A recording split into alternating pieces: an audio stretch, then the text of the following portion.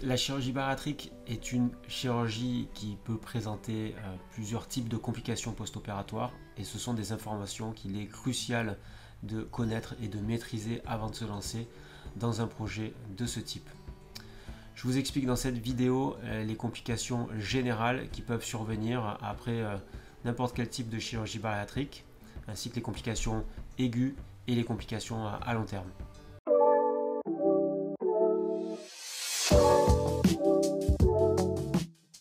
Alors quand on parle de complications, on a tendance à différencier les complications aiguës qui surviennent dans les premières semaines post-opératoires, des complications tardives qui surviendront souvent après un mois post-opératoire.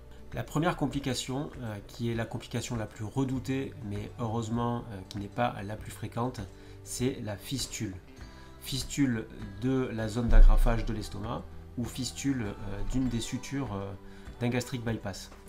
Cette fistule ou cette fuite va être responsable d'une péritonite ou d'un abcès et va dans la plupart des cas nécessiter une réopération. Parfois multiple, parfois des endoscopies et dans les cas les plus graves, un transfert en réanimation avec des hospitalisations prolongées de plusieurs semaines sous antibiotiques, sous nutrition parentérale. Cette complication aura un impact majeur puisqu'elle va vous garder hospitalisé de longues semaines, vous tenant éloigné de votre famille, de vos proches, de votre travail également, puisqu'on considère que l'arrêt de travail en cas de complications de ce type va aller quasiment jusqu'à 3 mois. Et donc il faut être bien préparé et bien informé pour ne pas avoir de mauvaises surprises. Alors heureusement et surtout ne vous inquiétez pas puisque ce risque de complication reste très faible. On considère qu'il est de l'ordre de 1% en cas de sleeve et de l'ordre de 2 à 3% en cas de gastric bypass. Voilà. Et ce qu'il est aussi également très important de savoir, c'est qu'il existe des facteurs de risque de ce type de complications. Le plus important étant le tabac, c'est pourquoi on vous demande systématiquement de diminuer, voire d'arrêter complètement votre consommation tabagique puisque ça multiplie par 10 le risque de complications post-opératoires. D'autres facteurs de risque comme le diabète ou de nombreuses maladies cardiovasculaires peuvent augmenter un petit peu le pourcentage de ces complications. Deuxième complication, c'est l'hémorragie post-opératoire. Donc, il peut subvenir un saignement dans la cavité abdominale qui pourra nécessiter une réopération ou une transfusion. Parfois, ce peut être un saignement digestif qui, heureusement, se réglera spontanément dans la plupart des cas. Le diagnostic se révèle les premiers jours post-opératoires et comme je vous l'ai dit, le plus simple est d'y retourner pour aller cautériser, coaguler ou contrôler le saignement.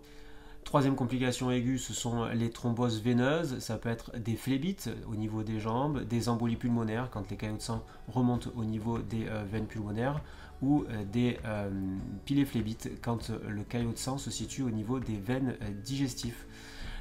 La prise en charge est le plus souvent médicale avec un traitement anticoagulant qu'il faudra continuer pendant plusieurs mois.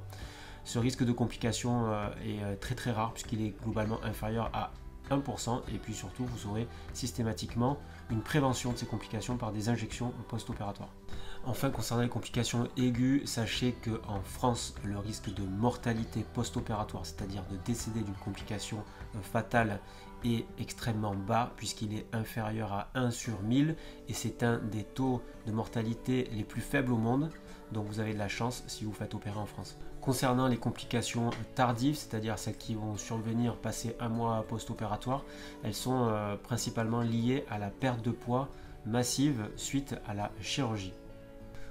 Donc quel que soit le type d'intervention sleeve ou bypass, il peut exister des carences en vitamines ou en protéines. C'est pourquoi il est nécessaire d'être supplémenté en post-opératoire de manière très intense avec des suppléments spécifiques ultra dosés, puis de continuer la prévention des carences tout au long de sa vie.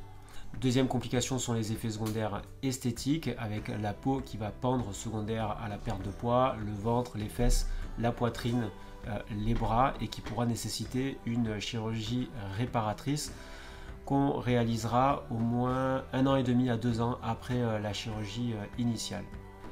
La modification de votre image corporelle peut avoir un impact majeur puisque cela peut altérer l'estime de soi. Il peut donc en découler des complications psychologiques avec notamment dans les formes les plus graves des problèmes de dépression. Toujours au niveau psychologique, on sait que statistiquement il existe plus de risques de dépression grave et de tentative de suicide ainsi que de mésusage et de consommation excessive d'alcool après une chirurgie bariatrique. L'amaigrissement rapide favorise la formation des calculs de la vésicule biliaire. Il existe donc un risque de réopération dans les années suivant une chirurgie bariatrique pour vous enlever la vésicule biliaire. Après chirurgie bariatrique, l'hydratation est diminuée. Les gens qui ont des antécédents de calculs rénaux sont donc plus à même de refaire des calculs rénaux, ce qu'on appelle des coliques néphrétiques. La distension abdominale fragilise votre paroi abdominale, il existe donc plus de risques de développer des éventrations post-opératoires. La perte de poids pourra également révéler des hernies abdominales qui étaient masquées par l'accumulation de graisse. Le transit intestinal est également modifié, environ 9 personnes sur 10 vont plutôt avoir des problèmes de constipation et c'est qu'une personne sur 10 qui aura des problèmes de diarrhée. Et enfin, n'oubliez pas que cette intervention n'est pas miraculeuse et qu'il faut modifier absolument en profondeur vos habitudes de vie. Il existe un risque de reprise de poids qui pourra parfois nécessiter une réopération à long terme. Tout mis bout à bout, on considère que le risque de réopération dans les 10 ans suivis une chirurgie bariatrique est de l'ordre de 10%. Vous comprenez donc pourquoi il est impératif de maintenir un suivi médical à vie avec votre spécialiste, votre médecin généraliste, réaliser des bilans biologiques, des endoscopies et consulter en cas de problème. Voilà, si vous souhaitez connaître ces complications plus en détail, n'hésitez pas à consulter la vidéo au format long sur ma chaîne YouTube.